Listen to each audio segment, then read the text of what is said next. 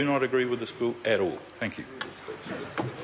The Honourable Clayton Cosgrove, Speaker, 5 minutes in reply. I'm not sure whether that was a good impression of Dr. Doolittle, Mr. McGurk, or Sir Les Patterson. I can't quite work it out. But can I just? Oh yeah, they're animated now. Can I just say this to the House? Mr. Hayes talked about the government guaranteeing various things.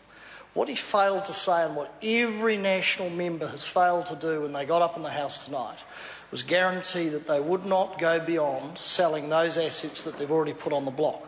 They never got up and said, we will guarantee, we will not sell Kiwi Rail, not sell New Zealand Post, not sell Radio New Zealand, etc., etc. Not one. In fact, we know on the record of the House that Minister Joyce actually said there was no guarantee that they wouldn't go further.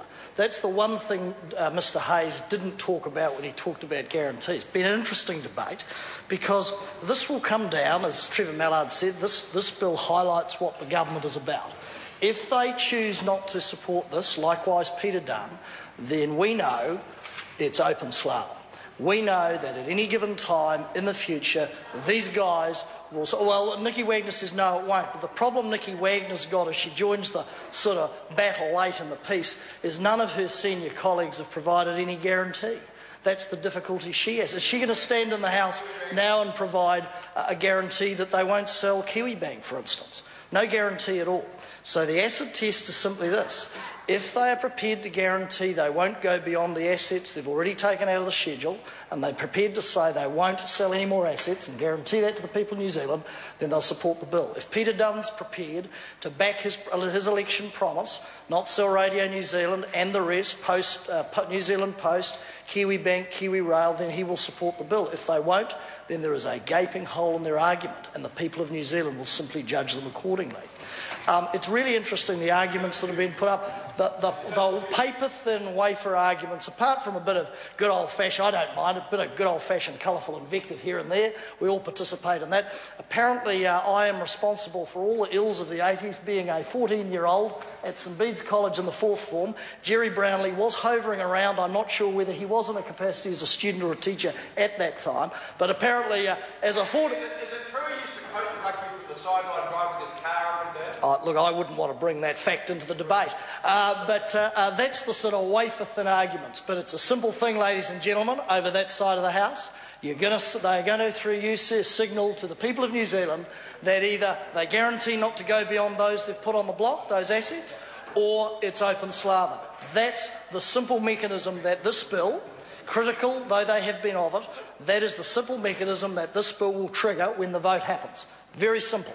If you're not going to do it, then stand up, through you, sir. If they're not going to do it, stand up and say, we will not go beyond what we believe we have a mandate for, because that's what, of course, they keep prattling on about. The fact is that their ministers, Stephen Joyce particularly, has stated in this House that he cannot guarantee, for instance, as he referred to, the partial or wholesale of Kiwi Rail by this government or a future national government. He was asked in this House.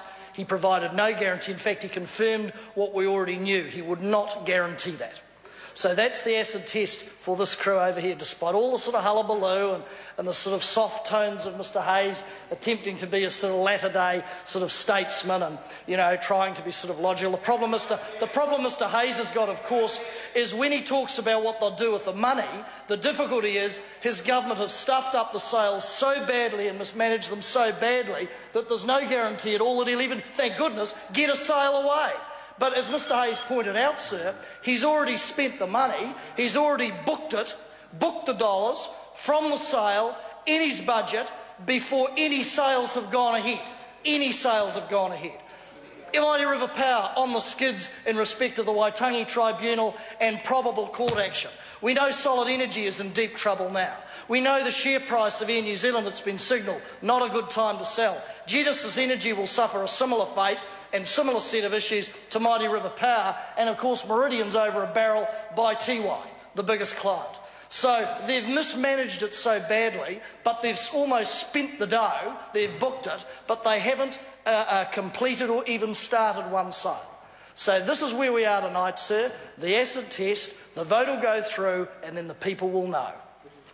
Members, this debate has concluded. The question is that the motion be agreed to. Those of that opinion will say aye.